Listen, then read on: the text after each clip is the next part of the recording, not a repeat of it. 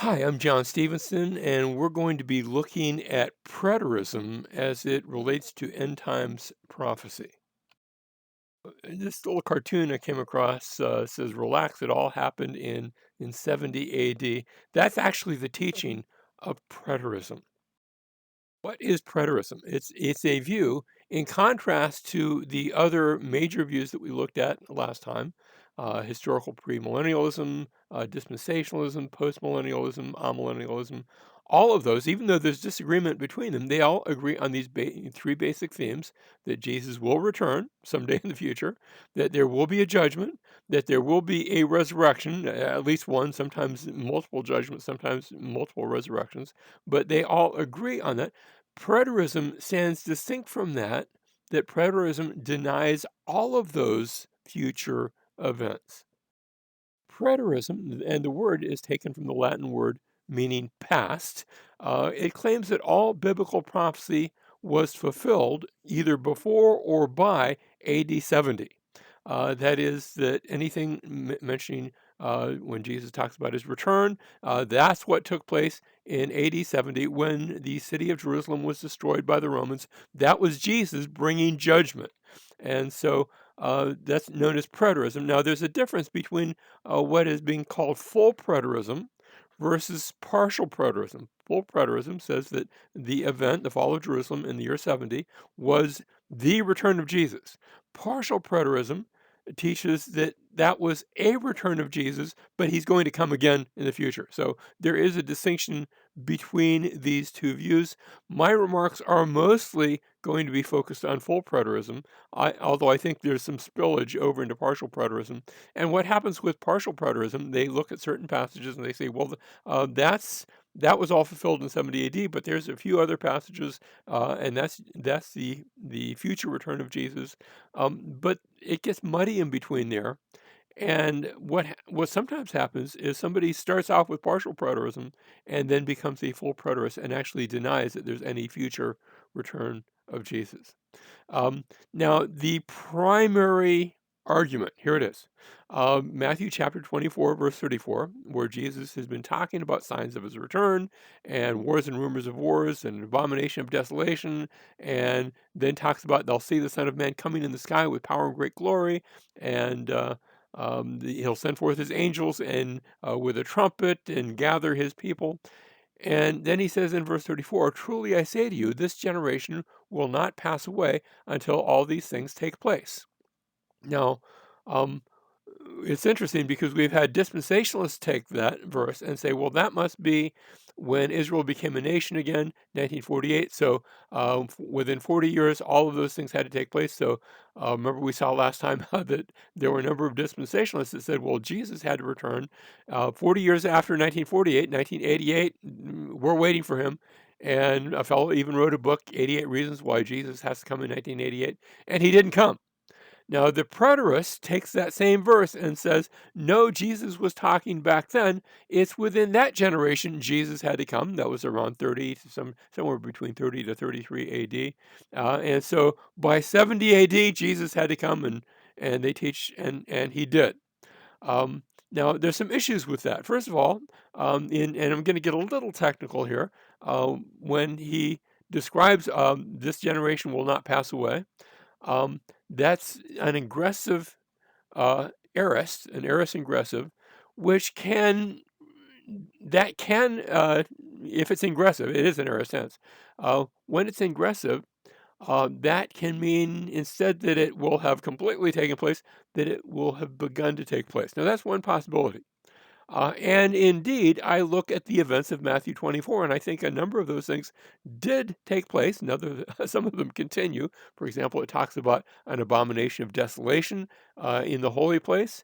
Well, that's actually language describing a pollution of the temple. And let me just say, in AD 70, the temple was polluted. It was just polluted; it was actually burned down. It was destroyed. In a very graphic, physical, visual way, that actually took place. Um, and indeed, if you go to Jerusalem today, and I've been to Jerusalem, and if you go to the Temple Mount, you can go up there, and there is, and I don't mean to be mean when I say this, but there is standing on the Temple Mount, an abomination that renders it desolate to the worshipers of God. That is, there's this big call, it's called the Dome of the Rock, and so there's no temple there, and there's this other structure that has been raised in its place. Now, if you want to see the fall of Jerusalem as a type of future judgment, that's not full preterism. That's not really even partial preterism. But I think that might be legitimate. I think that's okay to see that as a picture of what's coming. But no, I would disagree. Jesus did not come. And so I'm going to disagree with any sort of preterism, both full or partial preterism. That was not the coming of Jesus. That was not a coming of Jesus. I do think it was prophetically significant. So, and I think that when we get to the book of Revelation, and we're going to get there eventually, and we'll look and see a number of things in Revelation that were significant to the first century, but not the coming of Jesus. Now, I'm going to give you a number of reasons, and I'm not really doing this with all those other positions, millennialism or premill or postmillennial or even dispensational, and I'm not all of those things. It's impossible to hold all of those, but I am going to sort of go out on a limb here and just say why I am not a preterist. First of all, because of the words of Jesus. Luke chapter 17, beginning in verse 22, Jesus says, "The day shall come when you will long to see one of the days of the Son of Man, and you will not see it." In other words, Jesus is he's going to leave, and he did. And they will say to you, "Look there, look here." And he says, "Do not go away and do not run after them, for just as the lightning, when it flashes out of one part of the sky, shines to the other part of the sky, so will the Son of Man be in his day." When Jesus returns, there will be no mistaking it. Everyone will see him. And in the case of the claims of preterism, nobody saw Jesus in the year 70. No one did. Not the Christians, not the Jews, not the Romans. And there were plenty of people there, plenty of eyewitness testimony, and no one saw Jesus.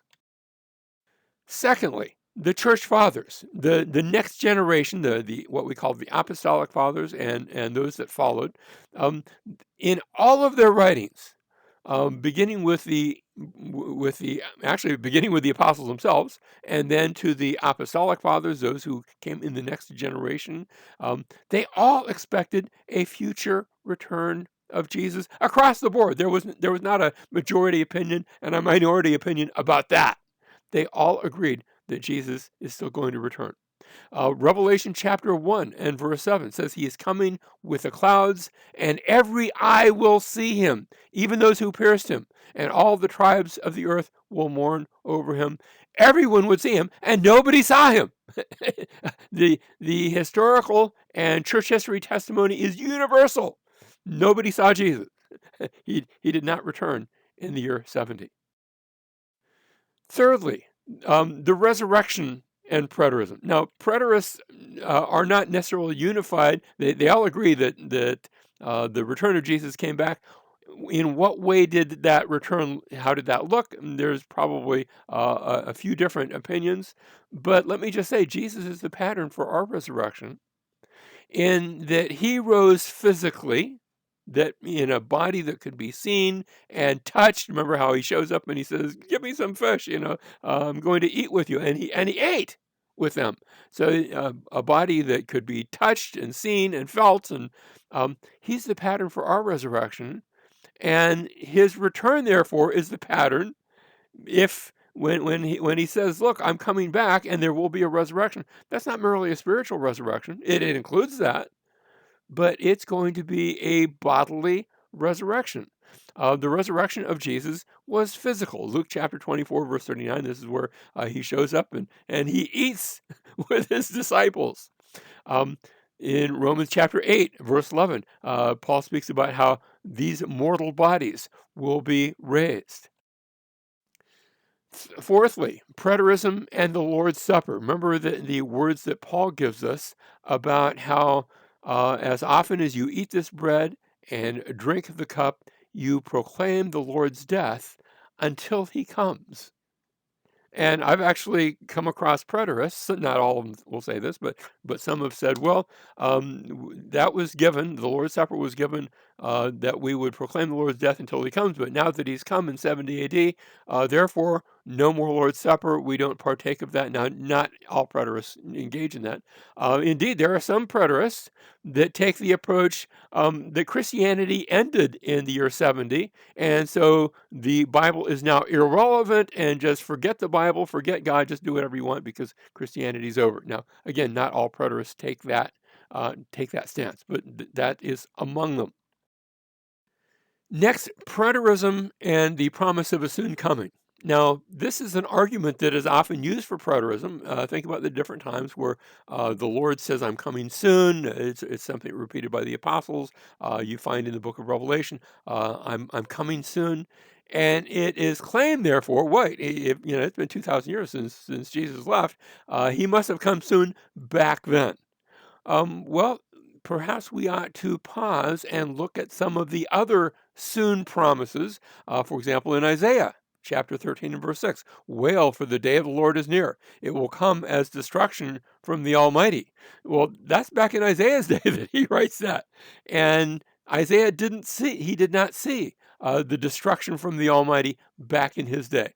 The day of the Lord, is that speaking to the eventual day of the Lord? Or even if you say, well, that's the destruction that would be brought on by Babylon and Nebuchadnezzar.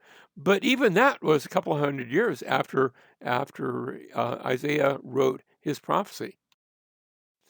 Likewise, Jesus does much the same thing. Matthew chapter 23 and beginning of verse 34, Jesus is speaking to the Pharisees. He's in the temple. He says, therefore, behold, I am sending you prophets and wise men and scribes. Some of them you will kill and crucify, and some of them you will scourge in your synagogues and persecute from city to city.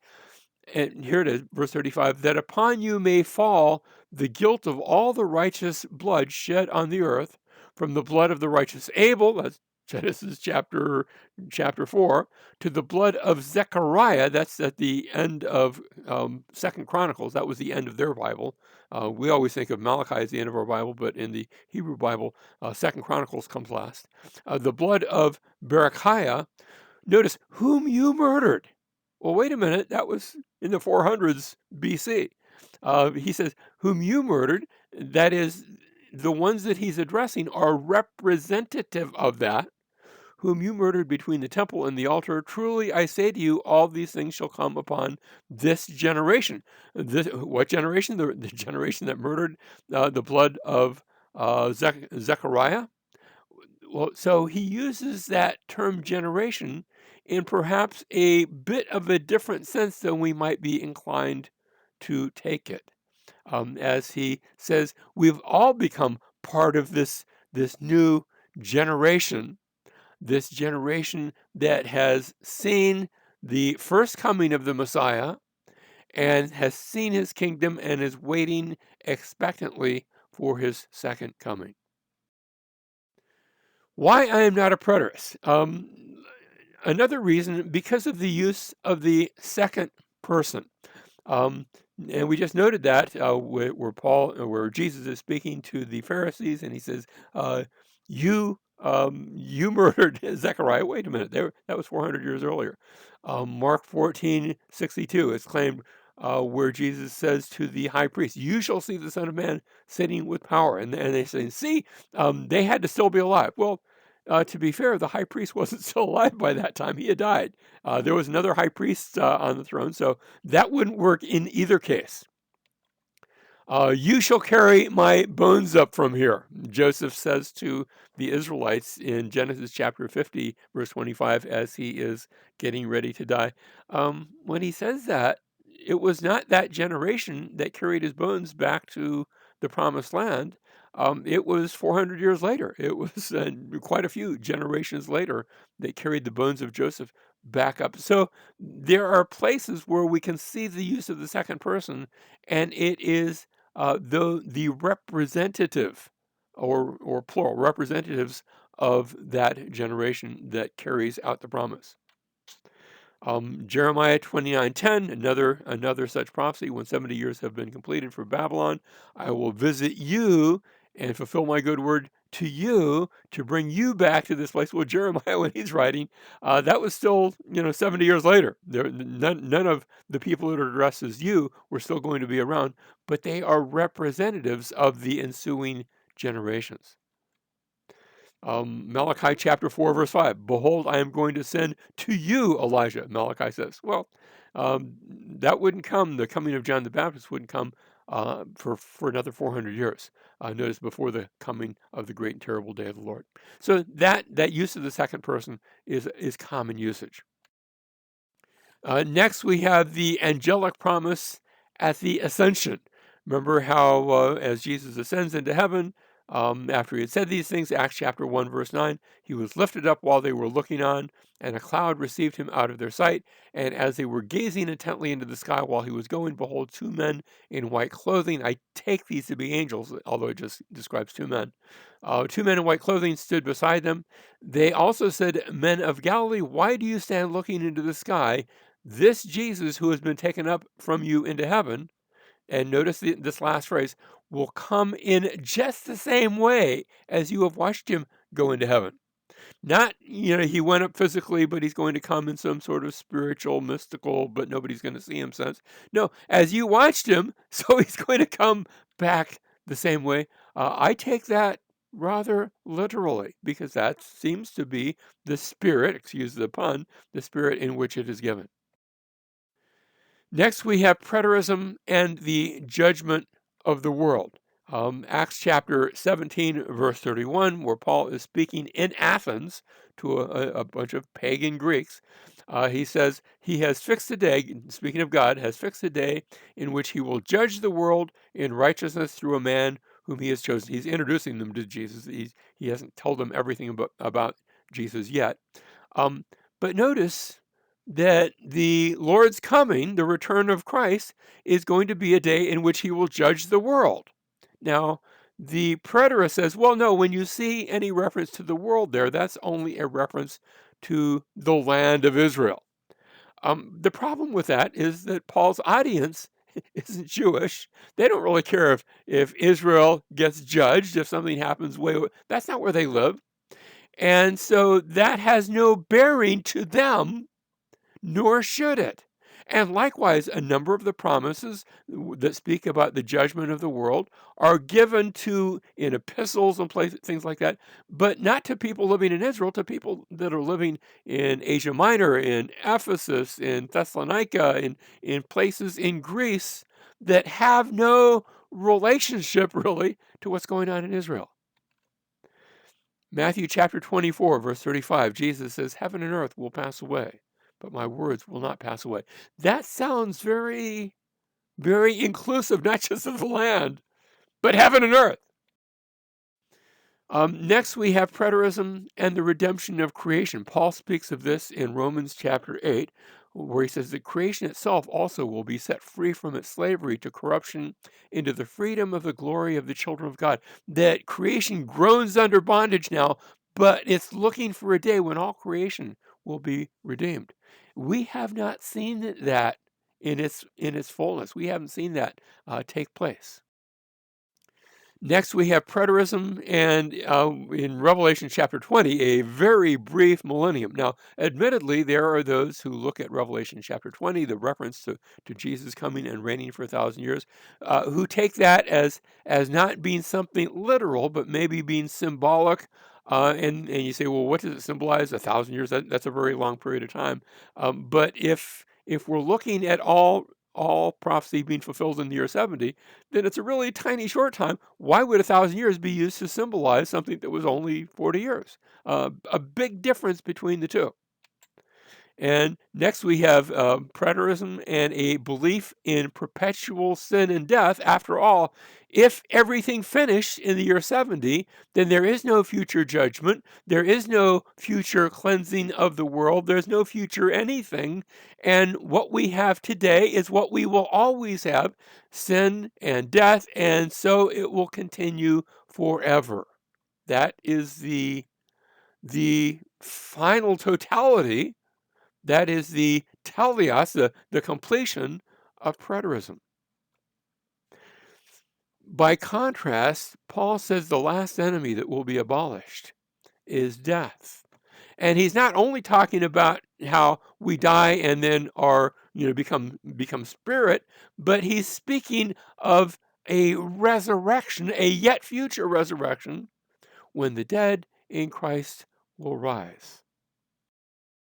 I want to close on this note. This is Paul writing to Timothy, 2 Timothy chapter 2, beginning in verse 16. He says, "But avoid worldly and empty chatter, for it will lead to further ungodliness, and their talk, the talk of such ungodly chatter, will spread like gangrene. Among them are Hymenaeus and Philetus, men who have gone astray from the truth, saying that the resurrection has already taken place, and they upset the faith of some." Now, apparently there were those. Now, admittedly, Paul is writing before 70 AD, but he says there were those who were already saying that Jesus had already come back, and he calls that's like a poison like gangrene. When you get gangrene in your leg or your arm, you actually have to amputate because that's bad stuff. It will spread and infect and poison the entire body. And Paul says that about these two sort of, I'm going to call them proto-preterists, because they're living before 70 AD, but they're saying the resurrection had already taken place when it had not. And so I think today's preterists are in danger of doing the same thing, of poisoning the body. And I don't say this about too many doctrinal disputes, but I think preterism is actually spiritual poison.